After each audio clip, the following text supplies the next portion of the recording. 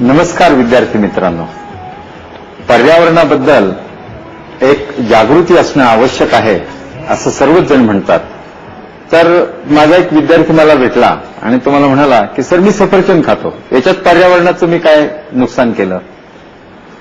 तर बरोबर आहे, सफरचंद खाल्लं त्यांनी कुठला कचरा टाकला नाही म्हणजे पर्यावरणाचं काही नुकसान झालं नाही असं वरवर पाहता आपल्याला वाटतं.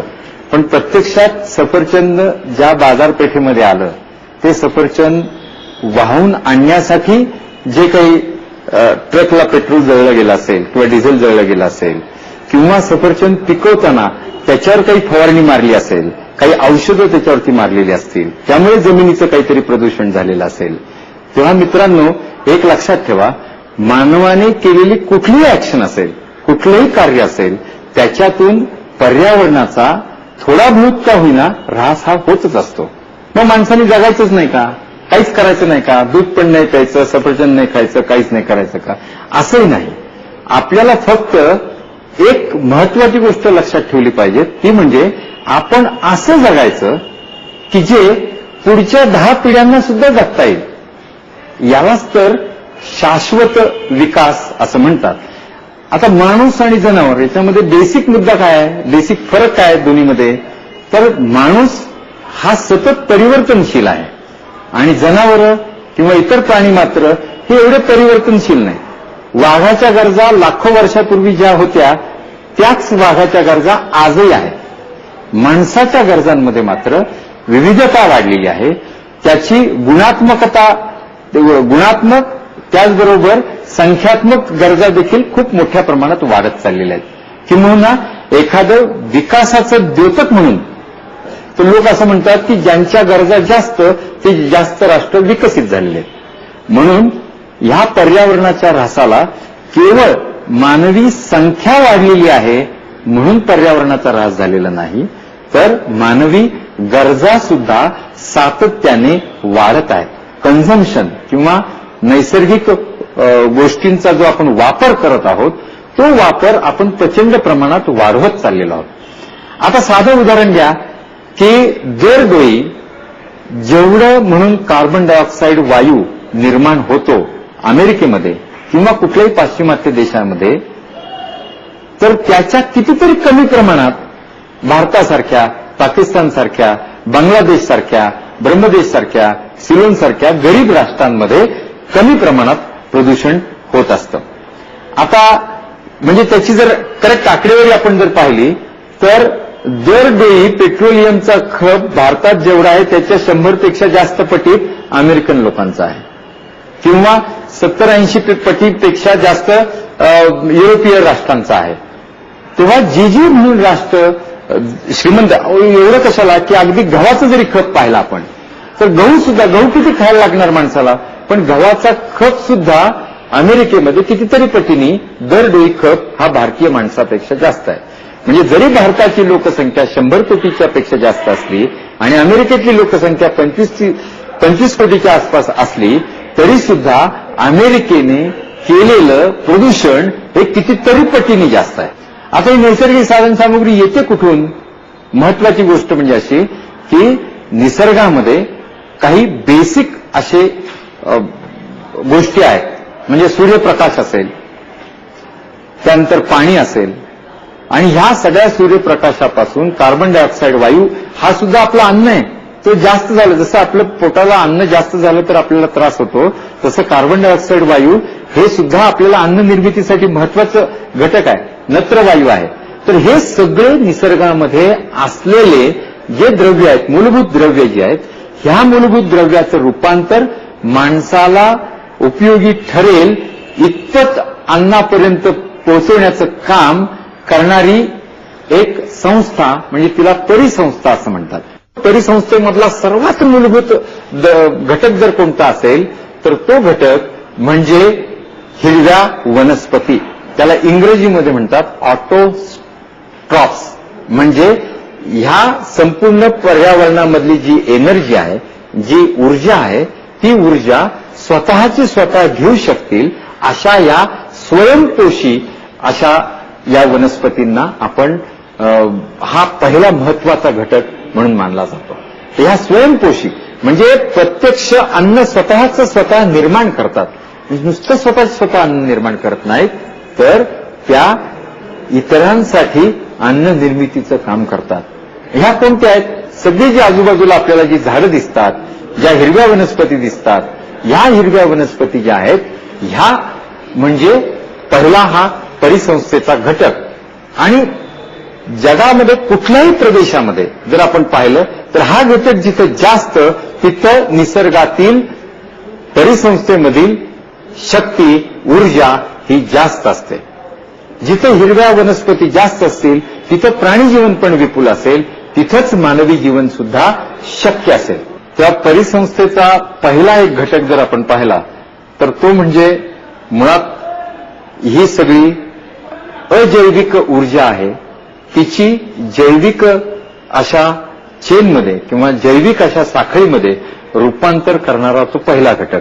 आणि ह्या ज्या हिरव्या वनस्पती असतात यांचं आता किती महत्व आहे तुमच्या लक्षात येईल की आपण सहज बोलता बोलता म्हणतो की गवत कापून टाका किंवा झाडं तोडून टाका. तर ह्या झाडांचं हे या दृष्टीने महत्व पर्यावरणाच्या शास्त्राचा अभ्यास, पर्यावरण शास्त्राचा अभ्यास करणारे किंवा पर्यावरणाबद्दल काही प्रेम असणाऱ्या लोकांनी या झाडांचं हे या ठिकाणी महत्वाचा असा हा एक अंगभूत असं महत्व त्याचं लक्षात घेतलं पाहिजे. आणि मग त्याच्यानंतर ह्या वनस्पती जीवनावरती आधारित प्राणी जीवन असेल, त्या प्राण्यांना खाणारे परत दुसरे प्राणी असतील, त्यांना खाणारे परत आणखीन कुणी प्राणी असतील. आणि या सगळ्या चेनमध्ये सर्वव्यापी असा एक मनुष्य प्राणी आहे की तो वनस्पती पण खातो, वनस्पती वरती जगणारे जे प्राणी आहेत त्यांना पण खातो, त्यांची पण शिकार करतो. तेव्हा या सगळ्या ही एक संस्था आहे. आणि ही संस्था फक्त वनस्पती जीवन आहे म्हणून ही संस्था असं नाही. या वनस्पती जीवनामध्ये सर्व गोष्टी, सर्व एलिमेंट्स हे एकमेकांवर आधारित अशा पद्धतीने ती उतरंड अशी राहिलेली आहे. आणि म्हणजे याच्यातला एक जरी आधार तुटला तरी मनुष्य जीवनाचं अस्तित्वच संपुष्टात येईल. म्हणून परिसंस्थेचा अभ्यास, परिसंस्था म्हणजे काय, तिचं मानवी जीवनातलं महत्व काय, हे आपण समजून घेतलं पाहिजे. आता त्याचं एक साधंच उदाहरण सांगतो की आता तुम्ही समजा एखाद्या शिडीवर उभा आहे आणि मागच्या शिडीतले खालचे पाय जर तुम्ही तोडायला लागलात तर केव्हा ना केव्हा तरी मनुष्य जीवन हे म्हणजे तुम्ही पडाल खाली. तसंच आहे, जर तुम्ही या परिसंस्थेमधले काही काही गोष्टी जर खलास करायला लागलात, झाडं कमी करायला लागलात किंवा अनेक गोष्टी, लोक म्हणतात वाघासारख्या म्हणजे वाघासारख्या प्राण्यांनी तो नष्ट केल्याने काय माणसाचं नुकसान होणार आहे.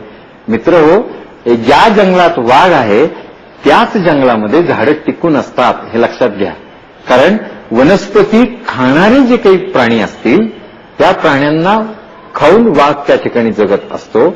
आणि त्या प्राण्यांना वाघाने खाल्लं तर वनस्पती जीवन संपूर्णपणे नष्ट होणार नाही. आणि दुसरं महत्वाची गोष्ट, ज्या जंगलात वाघ आहे त्या जंगलामध्ये लाकूड तोडायला लोक फारसे जायला घाबरतीलच. तेव्हा अशा तऱ्हेने वाघ असणं किंवा हिंस्र श्वापद यांना सुद्धा इकॉलॉजिकली म्हणजे त्यांना इकॉलॉजीच्या भाषेमध्ये किंवा पर्यावरणाच्या भाषेमध्ये त्यांना म्हणतात की इंडिकेटर्स. की इंडिकेटर्स म्हणजे ते एक असे प्रमुख द्योतक आहेत की वाघ एक असणं, म्हणून ती वाघांची संख्या कमी झाली तर पर्यावरणाच्या बाबतीतले जे लोक आहेत, शास्त्रज्ञ आहेत, त्यांना काळजी वाटायला लागते. कारण वाघ गेले तर मग या ठिकाणचं वनस्पती जीवन सुद्धा संपुष्टात येईल. तेव्हा अशा तऱ्हेने ही सगळी जी परिसंस्था आहे, ही परिसंस्था ही एकमेकांना बांधलेली, एकमेकांवर अवलंबून असलेली आणि आत्ता जी अस्तित्वात आहे ती एका विशिष्ट बॅलन्स स्टेटमध्ये आहे. आणि ही संतुलन जर बिघडलं तर माणसाच्या अस्तित्वालाच घाला येणार आहे. आणि म्हणून त्या ठिकाणी माणसाने जपून वागलं पाहिजे. आता ह्या परिसंस्थेतूनच आपल्याला काही रिसोर्सेस किंवा काही साधनं मिळत असतात. तसंच आणखीन एक मोठ्या प्रमाणात जर आपण पृथ्वीच्या अंतरंगाचा विचार केला, पृथ्वीच्या प्रगतीचा किंवा पृथ्वीचं जे काही इव्होल्युशन झालं त्याचा जर विचार केला तर तेव्हा तरी 60-70 कोटी वर्षापूर्वी, 60-70 मिलियन वर्षापूर्वी किंवा 7-8 कोटी वर्षापूर्वी जर आपण पाहिलं तर तेव्हा केव्हा तरी पेट्रोल तयार झालं. आणि त्या पेट्रोलचा आपण आज वापर करतोय, त्याच्यावर लढाया होतात. त्या पेट्रोलवरती एक काळ असा होता की तो पेट्रोलियम प्रॉडक्ट म्हणजे काही विशेष महत्व नव्हतं त्याला, पण त्याला आता महत्व आलं. त्याच्यावरती इकॉनॉमी अवलंबून असते. नुसतं $70 एक बॅरल झाल्याबरोबर आपल्याला सर्वसामान्य माणसाच्या घरात, भारतातल्या घरामध्ये किंवा बांगलादेशमधल्या घरामधल्या एका गृहिणीला गॅस सुद्धा कमी जास्त वापरणं हे त्याच्यावर अवलंबून आहे. म्हणजे असं समजू नका की या सगळ्या गोष्टीचा माझ्या जीवनावर काय परिणाम, तर सर्वसामान्यांच्या जीवनावरती सातत्याने परिणाम करणाऱ्या या गोष्टी असतात. प्रदूषण जर झालं तर त्या प्रदूषणामुळे सुद्धा आजारीपण असणं, अगदी यासारख्या गोष्टी ज्या तुम्हाला आजारी पडल्यामुळे तुमची इफिशियन्सी कमी होणं, तुमचं कार्य कमी होणं, यासारख्या गोष्टी घडू शकतात. आता मुंबईच्याच पुराचं उदाहरण द्या. मुंबईच्या पुरामध्ये असं लोक म्हणतात की जर पाणी वाहून जायला चांगली जागा असती तर जो पूर 37 तास राहिला, 48 तास राहिला, तो कदाचित 10-12 तासामध्येच संपुष्टात आला असता. म्हणजे निश्चितच मनुष्यहानी, वित्तहानी कमी झाली असती. तेव्हा आपण निसर्गाला, नदीला नदीचं कार्यच करू द्यायचं नाही असं जर तुम्ही ठरवलं तर मग तुम्हाला सुद्धा त्याचा त्रास होणार. तेव्हा पर्यावरणामध्ये जसे पारिस्थितिकी संस्था असते, इकोसिस्टीम ज्याला आपण म्हणतो, तशी जशी असते तशीच पर्यावरणामध्ये अनेक दुसरे पण रिसोर्सेस असतात, दुसरे सुद्धा साधन सामुग्री असते आणि या सगळ्यांचा विचार माणसांनी करणं आवश्यक आहे. आता परिस्थिती अशी झाली की निसर्ग आणि मानव यांचे जे संबंध आहेत या संबंधामध्ये प्रमुख 3 गोष्टी लक्षात ठेवल्या पाहिजेत. एक म्हणजे माणसाच्या गरजा आणि दुसरी म्हणजे निसर्गामध्ये असलेली साधन सामुग्री. आता ह्या गरजाही बदलत्या आहेत आणि जी साधन सामुग्री ती पण बदलती आहे. बदलती म्हणजे जर समजा 400 वर्षापूर्वी तुम्हाला सांगितलं असतं की एखाद्या रबराच्या झाडाखाली नेलं असतं आणि म्हणलं असतं की हे झाड फार महत्वाचं आहे किंवा नाही, तर ते मिळत तर काही नाही, इतर झाडांसारखंच हे झाड आहे, परंतु त्याला महत्व आलं. म्हणजे ते झाड आता रबराचं उत्पादन ज्यावेळेस माणूस वापरायला लागला तेव्हा रबराच्या झाडाला एक साधन सामुग्री म्हणून बघायला लागलं. तेव्हा अशा तऱ्हेने कुठली पर्यावरणातली साधन सामुग्री, कुठली वस्तू किंवा कुठलं वनस्पती किंवा कुठला प्राणी पुढच्या पिढीला उपयोगी पडेल हे आज सांगता येत नाही. ही निसर्गाकडे पाहण्याची नम्रता, हा नम्र दृष्टिकोन तुम्ही जर अंगी बाळगला तर निसर्गाचं रक्षण करण्याच्या दृष्टीने तुम्ही कटिबद्ध व्हाल. त्याचबरोबर ह्या सगळ्या मनुष्य आणि निसर्ग यांच्या संबंधामधला आणखीन तिसरा एक कॉम्पोनंट आहे, तिसरा एक भाग त्याचा आहे, तो म्हणजे टेक्नॉलॉजी. माणसाच्या हातातला हत्यार. कार्ल मार्क्स या सामाजिक अभ्यास करणाऱ्या शास्त्रज्ञाने, अर्थशास्त्राच्या अभ्यासकाने महत्वाची गोष्ट सांगून गेला तो की प्रत्येक मानवी समूहाची संस्कृती ही त्या समूहाच्या हातात असलेल्या अवजाराशी निगडीत अशी असते, त्याच्या काळातल्या अवजाराशी निगडीत असते. म्हणजे उदाहरणार्थ आपण जर पाहिलं की मुंबईची संस्कृती वेगळी, पुण्याची वेगळी, यवतची वेगळी किंवा आणखीन एखाद्या खेडेगावातली वेगळी. त्याचं कारण काय, तर मुंबईतल्या लोकांच्या हातातलं जे अवजार आहे ते वेगळं आहे, पुण्यातल्या लोकांचं वेगळं आहे. तेव्हा ही सुद्धा स्थळ काल परत्वे आपल्या हातातल्या अवजारावरती देखील निसर्ग मानव संबंध अवलंबून असतात. म्हणजे मला सांगायचा मुद्दा असा की निसर्ग मानव संबंध याचा विचार करत असताना नैसर्गिक साधन सामुग्री कोणती याचाही विचार केला पाहिजे, मानवी गरजा कोणत्या याचाही विचार केला पाहिजे आणि मानवाच्या हातातील जी अवजारं आहेत की जेणेकरून तो निसर्गातील साधन सामुग्रीचा उपभोग घेतो ती अवजारं कोणती याचाही विचार केला पाहिजे. आणि मग आपल्या लक्षात येईल की ही अवजारही बदलली, साधन सामुग्रीचा अर्थही बदललेला आहे आणि ही जी परिवर्तनशीलता आहे आणि आपल्या हातातलं हत्यार, आपल्या हातातलं अवजार सुद्धा बदलत गेलेलं आहे, गरजा बदलत गेलेल्या आहेत आणि त्यामुळे ह्या गोष्टीमध्ये सतत परिवर्तनशीलता ही यायला लागलेली आहे. आणि म्हणून सातत्याने आपल्याला आपलं ज्ञान तपासून घेणं आवश्यक आहे की पर्यावरणाचं रक्षण करताना आपण काय काय गोष्टींचा विचार करावा. बरं, दुसरं महत्वाची गोष्ट म्हणजे आता हेही लक्षात आलेलं आहे की संशोधनामध्ये की पर्यावरणाची म्हणजे आता जी पारिस्थितिकी संस्था आहे ही संस्था मी काही त्रास देत नाही, आमच्या भागामध्ये पुणे जिल्ह्यामध्ये आम्ही कुठलंही औषध वापरत नाही, कुठलंही प्रदूषण करत नाही असं लोकांनी ठरवलं. मग पुणे जिल्ह्यातील परिसंस्था, निसर्ग हा चांगला जपला जाईल का? नाही, त्याच्यावरही अवलंबून नाही. पुणे जिल्ह्यातील निसर्गावरती, निसर्गाचं रक्षण व्हायचं का नाही व्हायचं हे फक्त पुणे जिल्ह्यातील लोकांवरती अवलंबून नाहीये, तर ते जगभरच्या लोकांवर अवलंबून आहे. याचं साधारण एक उदाहरण तुम्हाला सांगतो. म्हणजे काय की समजा एखाद्या ठिकाणी इंडस्ट्री आहे, त्यांनी खूप पोल्युशन केलेलं आहे, सल्फर डायऑक्साईड वायू किंवा नायट्रोजन ऑक्साईड वायू हा त्यांनी बाहेर सोडलेला आहे. त्याचं रूपांतर ऍसिड रेनमध्ये होतं. परंतु तो वायू जिथं ज्यांनी सोडला तिथलं, समजा मुंबईमध्ये तो वायू निर्माण झाला, तर मुंबईतल्या मुंबईतच लगेच ऍसिड पडेल का? नाही. तो वायू वाऱ्याने वाहत वाहत वाहत पुण्यावर आला आणि पुण्यामध्ये जर त्याचं ऍसिडमध्ये रूपांतर होऊन ऍसिड रेन्स किंवा आम्ल पर्जन्य पुण्यात पडू शकतो, पुण्याच्या पलीकडे पडू शकतो. म्हणजे नुकसान कोणाचं झालं? पुण्याच्या लोकांचं झालं, पुणे जिल्ह्याचं झालं, की या जिल्ह्याने कुठलाही वायू प्रदूषण सोडलेलं नाही अशा जिल्ह्यावरती सुद्धा हे आक्रमण होऊ शकतं. याला इंग्रजीमध्ये असं म्हणतात की ट्रान्सबाउंड्री मुव्हमेंट ऑफ पोल्युशन. आणि ही ट्रान्सबाउंड्री मुव्हमेंट ऑफ पोल्युशन केव्हा केव्हा होऊ शकते? व्यापारात सुद्धा होऊ शकते. म्हणजे पुण्यातले माणसं कुठलंही प्रदूषण करत नाहीत, आम्ही फक्त एखादा कॉम्प्युटर वापरत आहोत, मग तो कॉम्प्युटर तयार होताना कुठली तरी फॅक्टरीमध्ये प्रदूषण झालेलं आहे ना, म्हणजे तुम्ही प्रदूषण विकत घेतलेलंच आहे ते. म्हणजे अशा तऱ्हेने प्रदूषणाला तुम्ही फक्त तुमच्या पुरता विचार करून चालणार नाही, तर तुम्हाला आता जागतिक पातळीवरती, वैश्विक पातळीवरती त्याचा विचार करणं आवश्यक आहे.